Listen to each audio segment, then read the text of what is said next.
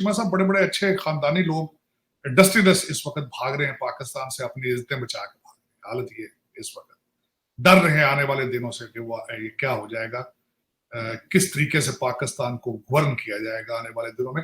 इस वक्त दो ही चीजें हैं, इस वक्त पाकिस्तान एक ऐसे पॉइंट पे पहुंच चुका है, चीजें सिर्फ दो हैं चीमा साहब, या पाकिस्तान इनके सामने सरेंडर कर दिया जाए और या फिर इनके साथ सख्त हाथों से डील किया जाए। अब इनमें से आप उस डेड एंड पे पहुंच चुके हैं। सरेंडर करें आप तो तब भी मरते हैं, सरेंडर ना करें तब भी मरते हैं, हालात ही आज में। लेकिन किसी को इस बिल्ली के गले में घंटी बांधनी पड़ेगी, किसी को ये स्टैंड लेना पड़ेगा, वरना फिर उसके बाद देखें जहां आप 3.5 साल बाद पहुंचे थे, अब हो सकता है उससे जल्दी पहुंच जाए। जय हिंद दोस्तों, पाकिस्तान ब्रेकिंग न्यूज चैनल में आप सभी का हार्दिक स्वागत। प्राइम मिनिस्टर नरेंद्र मोदी ने इंडिया गेट पर नेताजी सुभाष चंद्र बोस की मूर्ति का अनावरण किया, जहां पर नरेंद्र मोदी ने ये कहा कि हम अपने फ्रीडम फाइटर्स को नहीं भूल सकते, इसलिए उन्होंने नेताजी सुभाष चंद्र बोस की मूर्ति का अनावरण इंडिया गेट पर कर उन्हें सम्मान दिया। ये सब देखकर पाकिस्तानी मीडिया रोने लगा और कहने लगा कि देखने के लिए हमें भारत से बहुत कुछ सीखना होगा।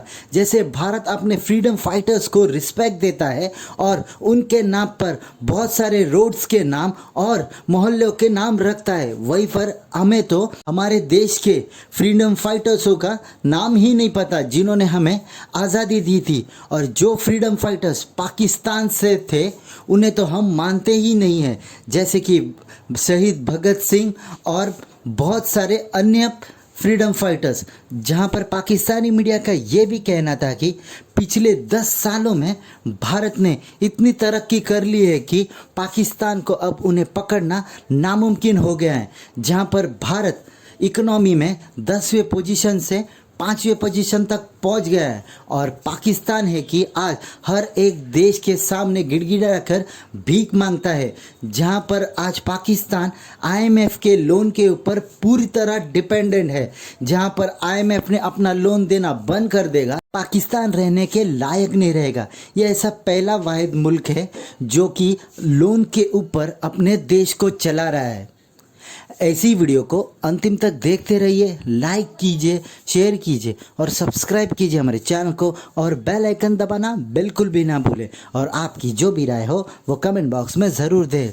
धन्यवाद। लेकिन आज आप बांग्लादेश को और इंडिया को देखें, वो लोग जैसे आपने बात की कि उनके प्राइम मिनिस्टर ने कहा कि हम जो है ना वो मेंटली तौर पे आज़ाद हो रहे हैं, लेकिन हमारी कौम अभी उनके कहने की बात के अलावा भी अगर देखा जाए उनकी पॉलिसीज देख लें, वो अपनी पॉलिसीज इंडिपेंडेंटली बनाते हैं। इंटरनेशनल पॉलिसीज की बात कर रहा हूँ, हमारे यहाँ पे वो पॉलिसीज उस तरीके से नहीं बनाई जाती। आप इस चीज़ से एग्री करेंगे? बिल्कुल एग्री करूंगा। हमारे यहाँ जो पॉलिसीज है ना वो सिर्फ और सिर्फ ऊपर से ऑर्डर आते हैं, ठीक है, गोरा आता है डू मोर करके चला जाता है, तो हम अभी तक उसी तरह गुलाम है, ठीक है, कोई हम आज़ाद नहीं हुए। अभी ट्रांसजेंडर्स का जो है ना वो लॉ पास हुआ है, इस्लामिक रिपब्लिक ऑफ पाकिस्तान है ये, लेकिन इस्लामिक वाला कुछ भी नहीं है, ठीक है।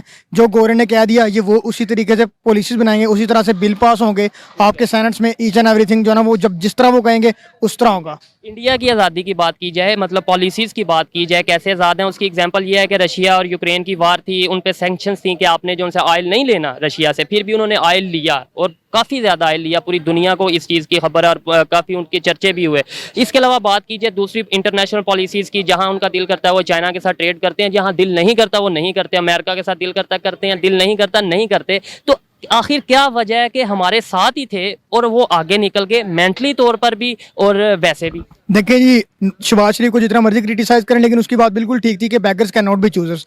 ये कौम आईएमएफ के लोन पे पलती है। ये इधर तक तो ठीक है कि बेगर कैन नॉट बी चूजर, ये वाली बात तो ठीक है, लेकिन वो आगे देखिए जी, आईएमएफ के लोन पे पलती हैं। मैं उसी तरफ जा रहा था। जब आईएमएफ के लोन पे पलेंगे, ठीक है, तो इनको जो ना सारी बातें उनकी माननी पड़ेंगी, ठीक है। चाहे वो अब रशिया की आपने बात की, तो रशिया का सबको पता है कि रशिया जो है ना वो काफी ज्यादा सस्ता तेल दे रहा था पाकिस्तान को, दे रहा था, लेकिन उन्होंने नहीं लिया। क्यों? सिर्फ अमेरिका ने इनको बोला, ठीक है। इसी तरह वो तो इंडिया को भी बोला था, उन्होंने तो ले लिया। बस यही बात है ना कि इंडिया किसी के लोन पे नहीं पलती, ठीक है। तो हम लोग पैसों पे पलते हैं, कर्ज पे पलते हैं। अब हम यूथ हैं, आप भी यूथ, मैं भी यूथ, हमने पाकिस्तान को बेहतर करना है, पाकिस्तान के इमेज को बेहतर करना है। आखिर ऐसा क्या किया जाए कि हम इंटरनेशनली लोगों को पता चले, देखने वालों को पता चले कि पाकिस्तान की यूथ में अवेयरनेस आ रही है और पाकिस्तान बेहतरी की तरफ जा रहा है, आज़ादी, ज़हनी तौर पर आज़ादी की तरफ जा रहा है। देखिए जी, आई थिंक सो कि यूथ पाकिस्तान में सबसे ज़्यादा है, लेकिन फिर भी पाकिस्तान इन हालात का शिकार है।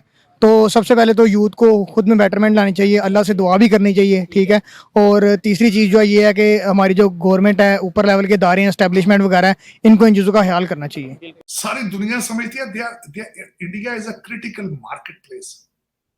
हमें वहां पे उनकी मिडिल क्लास ग्रो कर रही है, we have to be there, we have to sell them things. दूसरा उनका आईटी का इनकलाब है। तीसरा उनके इंस्टीट्यूशंस, जो एजुकेशन इंस्टीट्यूशंस है, उनकी स्ट्रेंथ है। फिर बॉलीवुड का देखें, इस वक्त हर नेटफ्लिक्स की मूवी भारत में बन रही है, हर आपकी अमेजॉन की मूवी हर भारत में बन रही है। फिर उनकी पॉपुलेशन, उनकी स्ट्रेंथ है।